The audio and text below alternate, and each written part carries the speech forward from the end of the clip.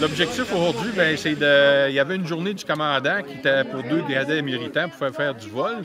Et puis là, ben, Bagotville a décidé qu'ils descendaient ici pour faire voler tout le corps de cadets. Puis là, ben, dans le fond, ça va faire une genre d'activité de rétention, si on peut parler, pour les cadets. Et aussi en même temps, ben, ça fait de la visibilité parce qu'un hélicoptère jaune qui va voler au-dessus de Charlevoix, ben ça peut attirer de l'attention, puis les autres vont, ben, ils vont en parler à l'école. Hey, on a fait l'hélicoptère, donc peut-être que ça va rassembler des cadets à venir au corps de cadets.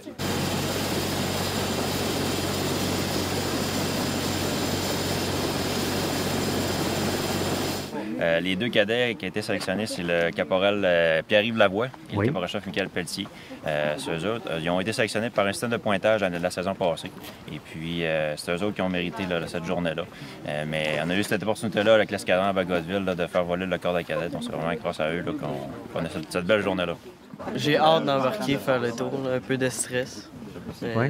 J'ai très hâte de faire mon tour. C'est la première fois que tu fais un vol? C'est la première fois que je fais un vol.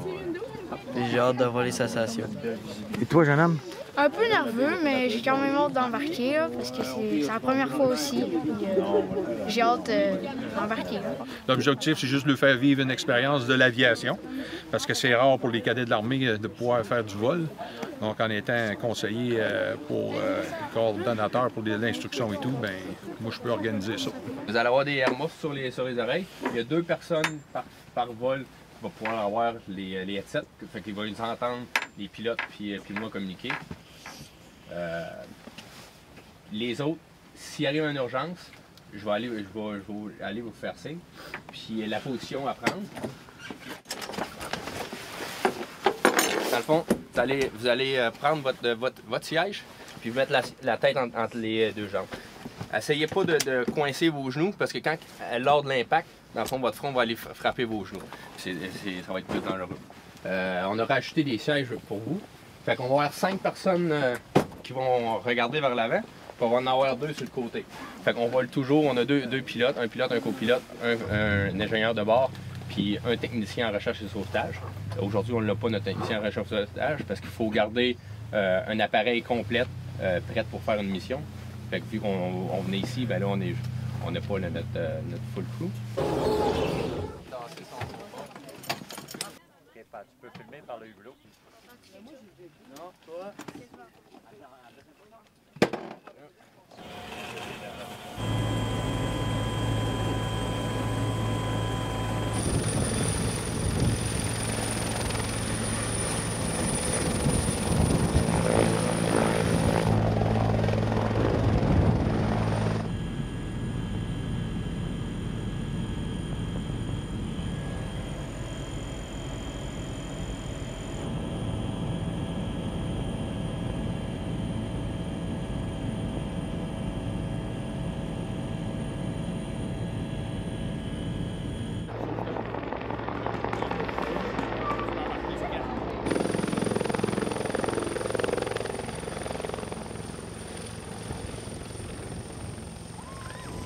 Ben, l'impression que j'ai eue, c'était vraiment extraordinaire.